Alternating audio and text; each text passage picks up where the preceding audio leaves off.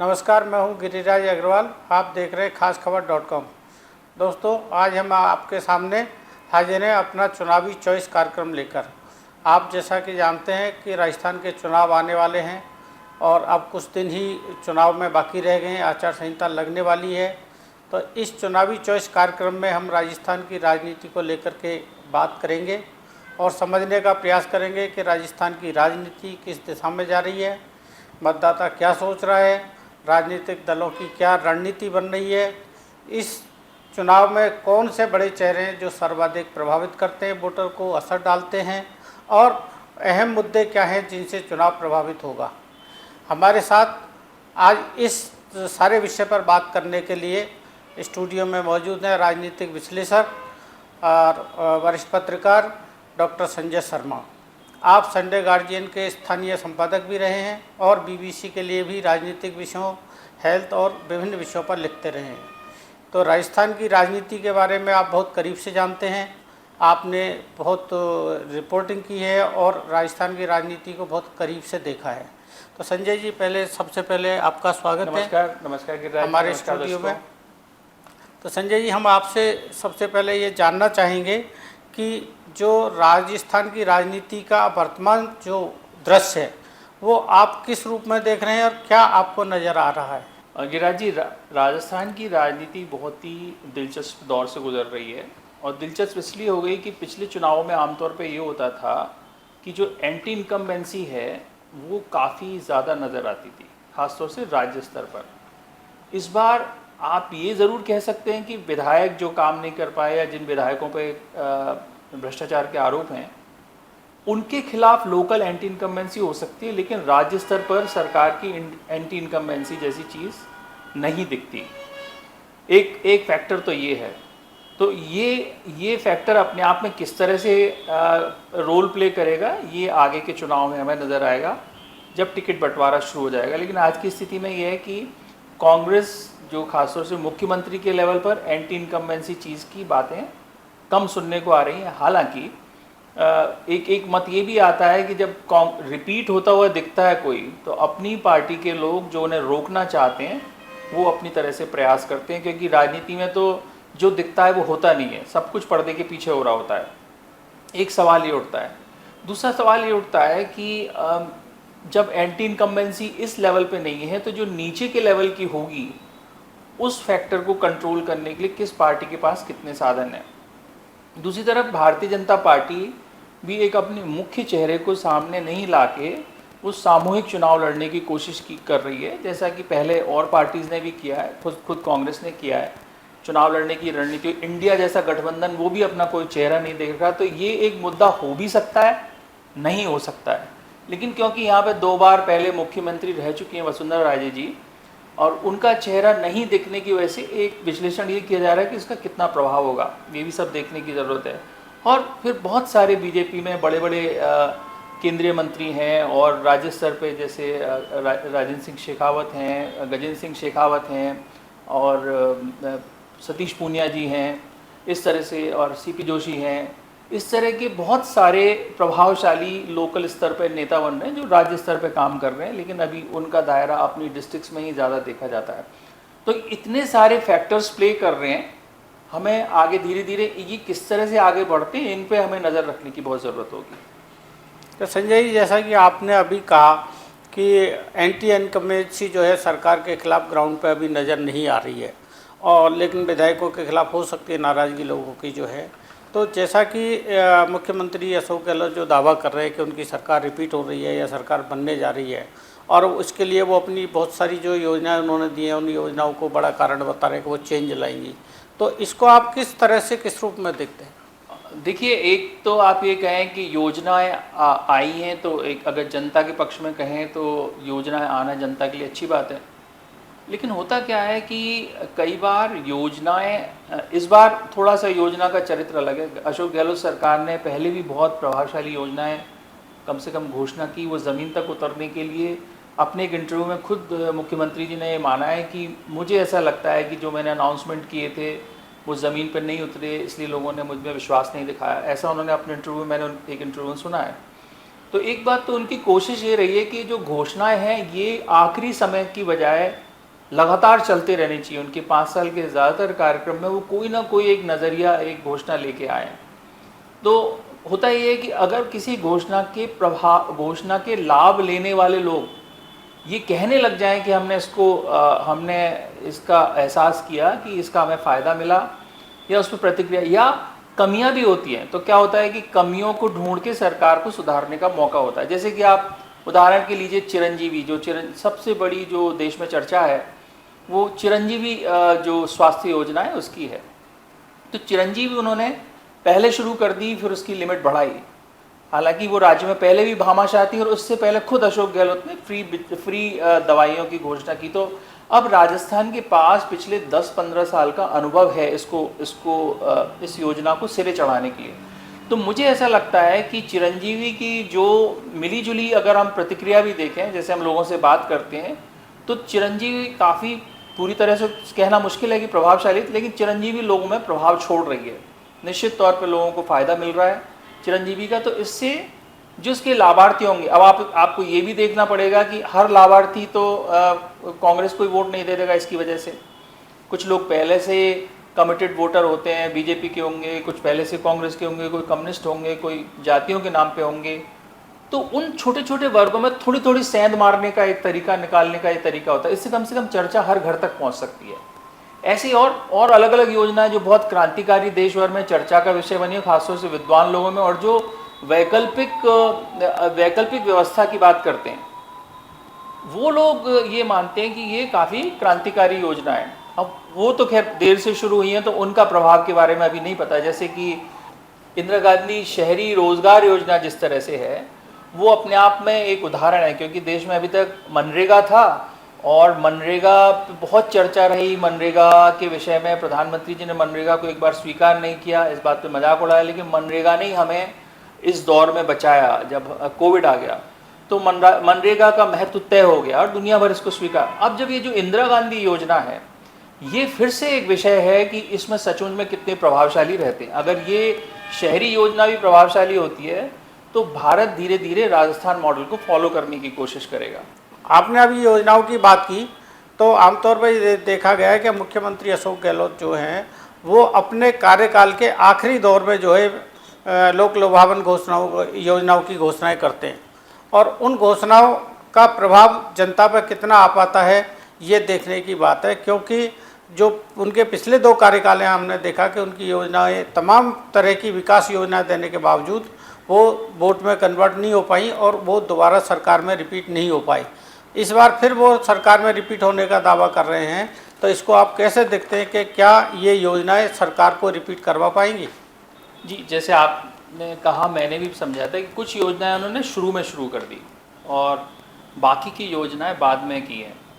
तो शायद उनके दिमाग में रहा होगा, या जो उनकी इलेक्शन मैनेजमेंट टीम है वो उनको समझा रही हो कि आपको योजनाओं को एक साथ घोषणा नहीं करनी, आपको स्टैगर्ड करनी होती है। एक कंज्यूमर मार्केटिंग में एक स्ट्रेटजी होती है जिसमें बोला जाता है कि आपको 7 टच पॉइंट्स क्रिएट करने हैं। मतलब अगर आप एक बार आप कुछ ऐसा करें कि आपको जो ब्रांड बिल्डिंग में लोगों को 7 चरण में वो बात सुनाई दे, तो उनमें से बहुत सारे लोगों के कारण बहुत सारे लोग ऐसा महसूस करते हैं कि लगातार हमारे लिए ऐसा काम हो रहा है। तो इवन जो बाद में चीज़ ऐसी है जो लागू नहीं हो रही, वो पहले इंप्रेशन पे ही चलता है इंसान। मतलब अगर चिरंजीवी लागू हो गई तो वो दूसरी को मानने लग जाएगा ये भी लागू हो रही है या हो जाएगी। तो मुझे ऐसा लगता है कि इस बार वो कंज्यूमर साइकोलॉजी, बिहेवियर के पैटर्न को रीड करके कोशिश कर रहे हैं, 1-2 को लागू करके दिखा दो और बाकी करते चले जाओ, जिससे कि जो दूसरा आदमी है वो उखड़ जाए, जो उनका विपक्ष है वो उस मजबूर होकर सिर्फ योजनाओं के अलावा बात करना संभव ना हो उसके लिए। मुझे लगता है इसके पीछे की ये रणनीति हो सकती है। तो इससे आपको लगता है कि सरकार को रिपीट करवा पाएंगी ये योजनाएं? जी, जैसे मैं ऐसा मानता हूं कि मैं और आप दोनों हम पत्रकारिता में रहें, तो आपने देखा होगा कि जो हम विज्ञापन देते हैं उसके बारे में कुछ एक कन्वेंशनल वो अनुमान लगाए जाते हैं कि जितना विज्ञापन दिया जाता है उसके 2% लोग कम से कम उसमें इंक्वायरी ज़रूर करते हैं, 2% सेल्स में कन्वर्ट हो सकता है। तो अगर हम इन्हीं सिद्धांत को लगाएं, और जब इतने सारे लोगों को, अच्छा विज्ञापन में तो आपको पैसे दे के कुछ लेना पड़ रहा है, जब हम लोगों को कोई सुविधा दे रहे हैं तो हमें ऐसा लगता है कि 10% लोग जितने पहले उनको वोट देते थे उससे अतिरिक्त इस बारे में विचार करने के लिए मजबूर हो सकते हैं कि ये कोई बुरी चॉइस नहीं। और 10% क्यों है वो, आप मान के चलिए दोनों पार्टी का अगर हम वोट कमिटेड वोट देखें तो 30-35% के बीच में 70% लोग ऐसे हैं जो पिछले कई चुनावों से दो बड़ी पार्टियों को जो वोट डालते हैं। तो जो 30% खाली है वो वोटर कभी किसी नए आदमी को वोट डालता है, कभी वो अपनी नाराज़गी को व्यक्त करता है, वो ही स्विंग करता है। उस 10% वोटर को टारगेट करने की ज़रूरत है। और उस 10% में से आपने उस 30% में से आपने 10% को 5% को टारगेट अगर कर लिया, तो जो पार्टी ये कर पाएगी, अगर कांग्रेस अपनी स्कीम्स के माध्यम से कर पाती है तो उसका फ़ायदा उठा जाएगी, और बीजेपी अगर ये सिद्ध कर देती है कि ये तो कोरी कपोल कल्पना है तो वो सफल हो सकती है। लेकिन स्कीम निश्चित तौर पे चुनावी मुद्दा है और मुद्दे धीरे धीरे कमज़ोर पड़ जाएंगे। जैसा कि आपने अभी चुनावी मुद्दे की बात करी कि स्कीम में चुनावी मुद्दा है, भाजपा भी जो विरोधी दल है वो कई मुद्दों को लेकर के सामने आ रही है। वो भ्रष्टाचार का मुद्दा भी जो है सामने ला रही है, महिला अपराध का मुद्दा भी सामने ला रही है, पेपर लीक का मुद्दा भी सामने ला रही है। तो ये जो मुद्दे अभी जो बीजेपी की तरफ से जो उछाले जा रहे हैं, विपक्ष की तरफ से जो उछाले जा रहे हैं, चाहे वो पावर क्राइसिस का है, तो इन मुद्दों को आप किस रूप में देखते हैं कि मुद्दे चुनाव को कितना प्रभावित करेंगे और इसका क्या परिणाम आ सकता है? ये सारे मुद्दे तब बहुत ज़्यादा प्रभावशाली होते हैं जब लोगों को जो शासन है उसके प्रति कोई गुस्सा हो, ख़ासतौर से चीफ मिनिस्टर के खिलाफ गुस्सा हो। तो हमें ऐसा लगता है कि हाल फिलहाल चीफ मिनिस्टर के खिलाफ तो गुस्सा है नहीं, लेकिन ये मुद्दे अपने आप में हैं। लेकिन इन मुद्दों के साथ समस्या ये है कि यूनिक नहीं है। जब ये चर्चा में आएंगे तो इन मुद्दों पे जब चर्चा गहरी होती है, जैसे कि आप महिला अत्याचार की बात करें, तो महिला अत्याचार मुद्दा तब बनता है जब कांग्रेस का कोई बड़ा नेता महिला अत्याचार में शामिल होता और उसको सरकार बचा रही होती। ये राजस्थान की सामाजिक जो परेशानी है उसकी वजह से यहाँ पे जो क्राइम है वो ज़्यादा रिपोर्ट हो रहा है। सरकार ये भी दावा करती है कि हम क्योंकि FIR दर्ज कर लेते हैं इसलिए हमारे ज़्यादा केस दिखते हैं। इसके और भी बड़े सामाजिक कारण हैं, वो शायद लंबी चर्चा हो जाएगी। इसके दो और चरण होते हैं। जब किसी समाज में महिलाएं तेज़ी से आगे बढ़ने लगती हैं तो एक बार तो उनके खिलाफ तब क्राइम शुरू होता है। दूसरा दौर तब शुरू होता है जब महिलाएं कमज़ोर पड़ जाएं। तो अगर हम अब पोस्ट कोविड देखें तो हमारे देश में लेबर पार्टिसिपेशन जो विमेन का है वो घट गया है। उसको सारी अंतर्राष्ट्रीय एजेंसी संकेत दे रही हैं कि ये बहुत अशुभ घटना है हिंदुस्तान के आर्थिक विकास की यात्रा में। तो उस हालत में भी तो हो सकता है इन बातों का कोई प्रभाव हो। लेकिन ये बात अगर हम लौट के आए तो कोई बड़ा आदमी तो हमें कांग्रेस का सरकार का ऐसा दिख नहीं रहा है जिसके ऊपर आरोप लगा और उसको बचाव सरकार कर रही हो। हालांकि बीजेपी ने शांति धारीवाल जी के ऊपर आरोप लगाया कि उन्होंने कोई ऐसा लूज कमेंट कर दिया था, ऐसी बात सुनने को मिलती है। लेकिन ये ब्रजभूषण जैसे ही जब ये बात आएगी तो लोग ब्रजभूषण शरण सिंह पे बात करने लगेंगे। फिर कैसे बीजेपी डिफेंड करेगी? ब्रजभूषण शरण सिंह पे चर्चा होती है तो दो तरह से वो हिट करती है। एक तो जो परंपरागत बीजेपी का जाट वोट है वो अनकंफर्टेबल होगा इससे, और दूसरा इस बात को डिफेंड नहीं कर पाएंगे। तो एक मुद्दा तो ये है, करप्शन का मुद्दा हमेशा उठाया जा सकता है और वो कुछ ना कुछ असर डालता है, इसमें कोई शंका नहीं है। कर्नाटक में हमने देखा जो सरकार में रहेगा उसके खिलाफ सबसे बड़ा मुद्दा ही करप्शन होता है। बेरोजगारी का मुद्दा आप उठाएंगे, निश्चित तौर पे बेरोजगारी मुद्दा है, लेकिन बेरोजगारी के मुद्दे फिर से जब आप आंकड़े देने लगेंगे तो अगल बगल के राज्य देश का ये भी बहुत आगे नहीं बढ़ सकता।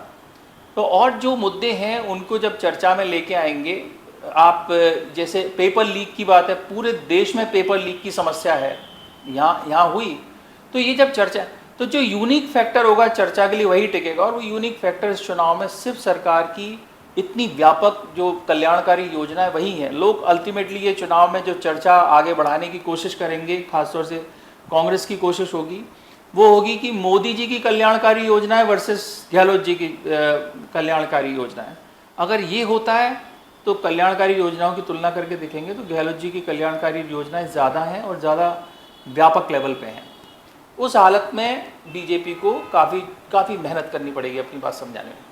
अभी आपने बात की जाति की, तो जाति राजस्थान के चुनाव में या पूरे देश में ही कहें कि बहुत महत्वपूर्ण स्थान रखती है, और सभी समाजों के हमने देखा है, आपने भी देखा हो कि इन दिनों में बड़े बड़े सम्मेलन हो रहे हैं, सब अपनी अपनी राजनीतिक भागीदारी के दावे कर रहे हैं। और राजस्थान की राजनीति में भी जाति एक बहुत बड़ा फैक्टर है। तो आप जातीय समीकरण या जाति के आधार पर राजस्थान के चुनावी तस्वीर को कैसे देखते हैं? जी, जैसे हम लोग पहले भी चर्चा करते रहे हैं कि जाति के बारे में मेरा एक और दूसरी तरह का नज़रिया, अगर आप देखें तो परंपरागत तौर पे यहाँ सबसे बड़ी कम्युनिटी जाटों की है, जो इस तरह से जाटों की, गुजर की, इस तरह से जो ऐसे विधानसभा क्षेत्रों में फैली हुई है जहाँ वो बहुत ज़्यादा प्रभावित कर सकते हैं। संख्या में तो शायद इतने ब्राह्मण बनिया भी हों, आसपास ही हों, लेकिन वो उनका फैलाव इस तरह का कि वो चुनाव हराने जिताने में उनका रोल कम रह जाता कुछ कॉन्स्टिट्यूंसीज के अलावा। लेकिन मैं ऐसा मानता हूँ जो परंपरागत जातियां हैं, चाहे वो पिछड़ों में अगड़ी जाती हैं या अगड़ों में अगड़ी जाती हैं, इनमें जो एक तरफा वोट टलने की संभावना बहुत कम हो जाती है। आप देखिए कि मान लो जाट हैं, तो जाट लीडरशिप, जाट जो सत्ता की दौड़ में शामिल हो चुकी है जाति, उसके साथ एक समस्या होती है कि उसमें प्रतिद्वंद्विता बहुत अंदर अंदर खड़ी हो जाती है। अगर एक ही कॉन्स्टिट्यूंसी में अगर जाट बाहुल्य कॉन्स्टिट्यूंसी है तो वहाँ एक जाट लड़ेगा तो उसके आमतौर पर उसके सामने भी किसी जाट को ही खड़ा किया जाता है। तो वो एक बराबर डिवाइड, काफ़ी बराबर, या मान लो 60-40 का रेशो होगा, इस तरह का डिवाइड शुरू हो जाता है।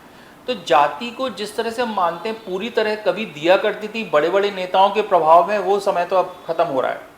और इसका एक काउंटर, एक मुश्किल ये होती है कि जो रिवर्स जो साइकोलॉजी होती है वोटर की, वो ये होती है कि जो दबंग बड़ी जाति होती है, जिसकी काफ़ी चलती है, जिसके पास ज़्यादा आर्थिक साधन है, जिसके पास सत्ता की शक्ति है, उनके खिलाफ एक एंटी इनकम्बेंसी इनबिल्ट होती है। मतलब आप देखेंगे कि जिन कॉन्स्टिट्यूंसीज में आपको पता लगा कि बार बार ब्राह्मण या बनिया ही डोमिनेट कर रहा है या जाट ही कर रहा है, उसमें जो दूसरी जातियाँ वो उनके साथ नहीं जाती हैं, वो किसी और के साथ चली जाती हैं।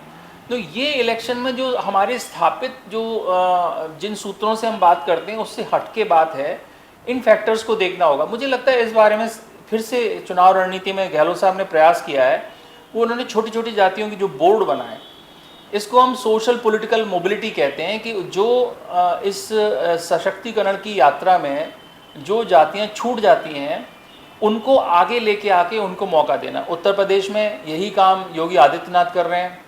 ये नीतीश कुमार ने एक बड़ा एग्जाम्पल सेट किया बिहार में, जो अति पिछड़ी और अति दलित जातियां हैं उनको आगे लाने का। मुझे लगता है जो अब सारी लड़ाई है वो उन जातियों के ऊपर रहेगी जो अति पिछड़ी और अति दलित हैं, जो इस सशक्तिकरण के प्रोसेस से बाहर रह गई हैं। उनको कोई कितनी अच्छी तरह लेके आ पाता है। कागज़ पर निश्चित तौर पर ऐसा लगता है कि जाट परंपरागत तौर पर राजस्थान में कांग्रेस के खिलाफ रहे, तो अभी भी वो तेवर उनके बहुत बड़ी संख्या में आज भी उनके लोगों के उसमें है। और गुजर के बारे में भी ये है, खासतौर से सचिन पायलट वाला फैक्टर आया, उसकी वजह से भी होता है। और परंपरागत रूप से भी गुजर बीजेपी को ज़्यादा पसंद करते हैं, ब्राह्मण बनिया है वो ज़्यादा बीजेपी को पसंद करते हैं। लेकिन अब इनसे छूटी हुई जो और बड़ी बड़ी जातियां हैं, जैसे कभी कोई गहलोत साहब की माली जाति की चर्चा नहीं करता, जिसकी संख्या भी कोई इनसे कम नहीं है, आसपास ही है। और लोग कोई छूट, और जो हरिजन है, हरिजन आपके स्वीपर क्लास है, वो जो छोटी छोटी और जाति, उनसे कौन कैसा समीकरण बनाता है, ये बहुत महत्वपूर्ण है। तो जहाँ जैसे आपने अभी जातियों की बात की, तो यहाँ एक और मेरे को बात याद आती है कि अभी मोदी जी ने जो ये एक विश्वकर्मा कौशल योजना लागू की है, और उसमें ऐसे छोटे छोटे समूहों को, छोटे वर्गों कामगार को, और उनको शामिल करके लाभ देने की कोशिश की है। जैसे कि अशोक गहलोत जी ने बताया कि आपने जातियों के, छोटी छोटी जातियों के बोर्ड बनाए हैं। तो ये जातियों को या छोटे छोटे समूह, वर्ग समूहों को जो साधने की कोशिश हो रही है, वो दोनों तरफ से हो रही है। तो मैं अब इस पे आना चाहता हूँ, जैसे कि जो आपने बात की अभी चुनाव में चेहरे होते ही हैं। जैसे यहाँ राजस्थान की राजनीति की बात करें तो अशोक गहलोत हैं, वसुंधरा राजे हैं, सचिन पायलट हैं, किरोड़ी लाल मीणा हैं। राजस्थान की राजनीति में कई चेहरे हैं। अब जो कोशिश हो रही है, बीजेपी इस समय बिना चेहरे के चुनाव मैदान में है। वो मोदी जी के चेहरे पर चुनाव लड़ना चाह रही है। मोदी जी सेंटर में है, पार्लियामेंट के चुनाव की तैयारियों में। यहाँ कांग्रेस की अगर ओर से हम देखें तो यहाँ अशोक गहलोत का चेहरा मतदाताओं के सामने है। तो जो ये चेहरों की राजनीति है, कुछ और चेहरे राजस्थान में इस बार एंटर करने वाले हैं जो पहली बार शायद देखने को मिले हैं। जैसे कि अरविंद केजरीवाल आने वाले हैं आम आदमी पार्टी की तरफ से। हरियाणा की जननायक जनता पार्टी की तरफ से जो है ये अजय चौटाला और दिग्विजय चौटाला आने वाले हैं, वो भी यहाँ पे चुनाव लड़ने की तैयारी कर रहे हैं। तो ये प्रभावी जो चेहरों की राजनीति जो चलती है, इसको आप कैसे देखते हैं कि ये कितना असर डालेगी?